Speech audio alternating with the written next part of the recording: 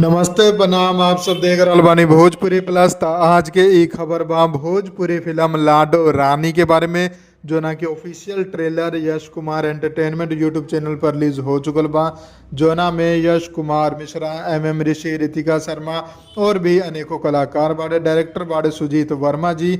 और लाडो रानी नाम सुन के आप लोग ई मत जानम कि एगो फैमिली ड्रामा फिल्म बाड़ी बच्चा वाला, लेकिन ई फिल्म बच्चा वाला ही बाड़ी लेकिन हॉरर कॉमेडी बाड़ी, यानी कि एगो भूतिया फिल्म बाड़ी। जो ना के निर्माता बाड़े यश कुमार मिश्रा और निधि झा जी। लाडो रानी जो कहानी बा एगो ऐसन लड़की के बाद जो कि अपन दादाजी से 7 साल बाद मिले जा रहल बाड़ी, और रास्ता में ओकर एक्सीडेंट हो जाला। ओकरा साथे ओकर माता पिता के भी देहांत हो जाला, और उ बच्ची के आत्मा जोन बा उ भटके लागेला और बहुत सारा लोगन के हत्या करे लागेला।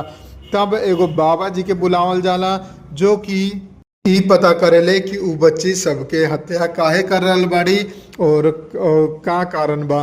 तब पता चलेला कि एगो 7 साल के बच्ची बाड़ी, और उ बच्ची बतावेली कि ओकर माता पिता के दुर्घटना ना भई रहे, ओकर हत्या भई रहे। साथे साथ कुछ लोग ओकर माता पिता के शरीर के अंग निकाल के बेच देले रहले और गाड़ी में रख के जला देले रहले। तो उ सब के मार के अपन माता पिता और अपन मौत के उ बदला लेवे जा रहल बाड़ी।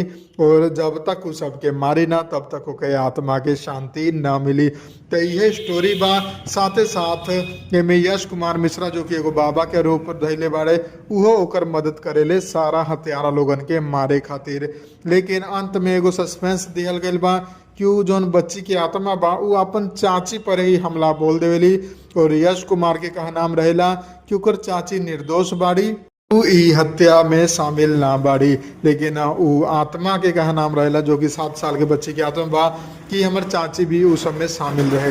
तो ये चीज़ आप लोगन के फिल्म देख के पता चली कि का कहानी बा और कोना तरीका से एके दर्शावल गइल बा। बाकी आप लोगन के अगर ट्रेलर देखे के बा यश कुमार एंटरटेनमेंट पर जाके देख सकत नहीं।